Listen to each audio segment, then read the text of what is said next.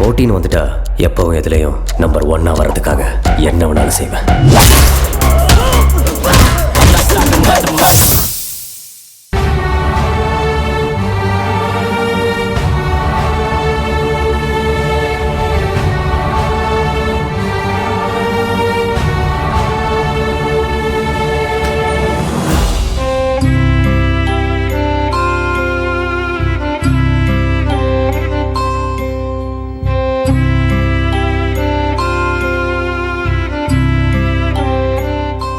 என்னாச்சு கையல்?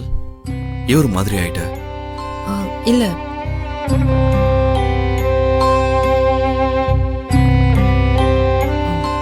அதெல்லாம் ஒண்ணும் இல்ல. ஒண்ணும் இல்லைன்னு பொய் சொல்லாத கையல். எல்லாத்தையும் நானும் கவனிச்சுட்டு தான் இருந்தேன். என்ன கீதா 1 மாசம் கழிச்சுதான் நீ வேலைக்கு சேர முடியும்னு சொன்னதால இப்படி முகம் வாடி போய் உட்காந்துருக்கியா? விடு கையல், 1 மாசம் தானே, வீட்டுல கொஞ்ச நாள் ரெஸ்ட் எடுக்கலாம்ல. இத்தனை வருஷமா இந்த குடும்பத்துக்காக நேரம் காலம் பார்க்காம, சாப்பாடு தூக்கம்னு எதை பத்தியும் யோசிக்காம ராவும் பகலும் நீ உழைச்சிருக்கல. இப்பதான் எல்லாருக்கும் ஏதோ ஒரு நல்ல விஷயம் நடந்துட்டு இருக்குல்ல. எல்லாரும் நல்லாதான் இருக்காங்க. இப்ப நீ வேலைக்கு உடனே போய் ஆகணும்னு என்ன கட்டாயம் இருக்கு சொல்லு?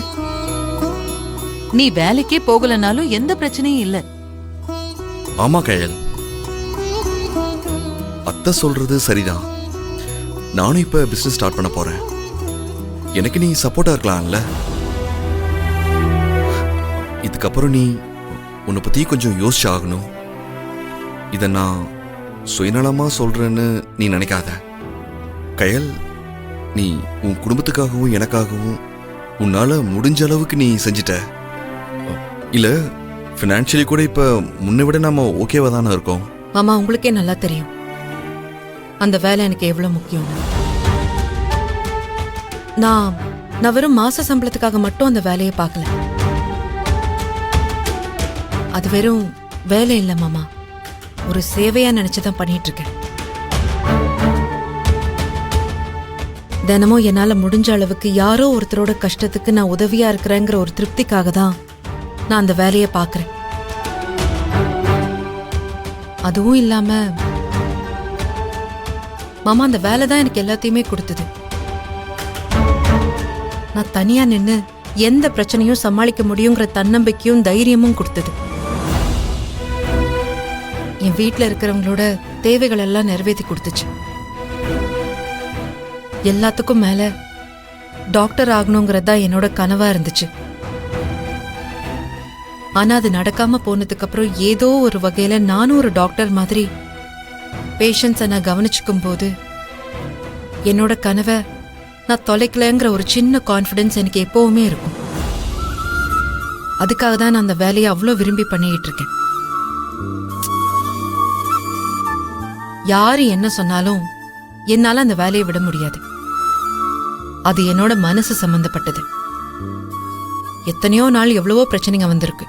ஆனா அதையெல்லாம் நான் ஹாஸ்பிட்டலுக்கு போய் அங்க இருக்கிற பேஷண்ட்ஸை கவனிச்சுக்கும் போது என் மனசு அப்படியே லேஸ் ஆயிடும். ஒரு தாய்மடியில படுத்து தூங்குறதுக்கு சமமான ஒரு சந்தோஷத்தை கொடுக்கும் மாமா. அப்படிப்பட்ட வேலையை நான் எப்படி விட முடியும்? அதனால யார் என்ன சொன்னாலும் சரி, நான் அந்த வேலைக்கு தான் போவேன். என்ன போக வேண்டாம்னு சொல்லாதீங்க. நான் நர்ஸ் வேலை தான் பார்ப்பேன். கையில் உனக்கு இந்த நர்ஸ் வேலை எவ்வளவு முக்கியம்னு எனக்கு நல்லாவே தெரியும். ஆனா வேலை கிடைக்க கொஞ்சம் டிலே ஆகும்னு சொன்னதும் உன்னை கன்வின்ஸ் பண்றதுக்காக அப்படி சொன்னேன். உனக்கு ஒரு விஷயம் கஷ்டத்தை கொடுத்து நீ அப்செட் ஆகிறன்னா நான் வேற என்ன சொல்ல முடியும்? உனக்கு அந்த வேலையில மட்டும் இல்ல, வேற எந்த விஷயத்துல என்ன விருப்பமோ அதை நீ பண்றதுக்கு நான் குறுக்க நிக்க மாட்டேன். உன் கூட நிப்பேன். எனக்கு தேவை நீ சந்தோஷமா இருக்கணுங்கிறது மட்டும்தான்.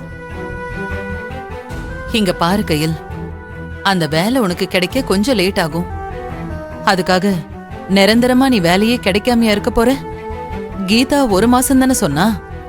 அது வரைக்கும் நீ வீட்டுல சந்தோஷமா நிம்மதியா இருக்கலாம்ல. அதத்தான் நாங்களும் எதிர்பார்க்கிறோம்.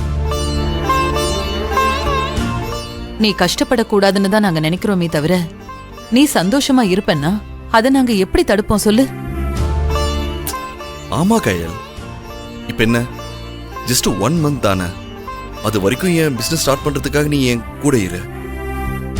உன்னோட மோட்டிவேஷனும் சப்போர்ட்டும் எனக்கு முழுசாக கிடைக்கணும். எப்படி மூர்த்திக்காக ஹோட்டல் வைக்கும்போது நீ கூட இருந்தியோ, அன்பு போலீஸ் ஆகிறதுக்காக நீ கூட இருந்தியோ, அதே மாதிரி நான் பிஸ்னஸ் ஆரம்பிக்கிறதுக்கு நீ என் கூட இருக்கணும். அப்பதான் என்னால பெரிய லெவல்ல சக்சஸ் பண்ண முடியும். ஒருவேளை நீ என் கூட இருந்து பிசினஸ்ல எனக்கு உறுதுணையா இருக்கணுங்கிறதுக்காக தான் உனக்கு இந்த 1 மந்த் பிரேக் கொடுத்துருக்காருன்னு நான் நினைக்கிறேன். யாரு? வேற யாரு? அந்த கடவுள். இல்லனா உன் அப்பாவை கூட இருக்கலாம். அந்த சிரிப்பு, நீ இப்படி சிரிக்கும் போது எவ்வளவு அழகா இருக்குன்னு தெரியுமா? சரி, நீங்க 2 பேரும் பேசிட்டு இருங்க.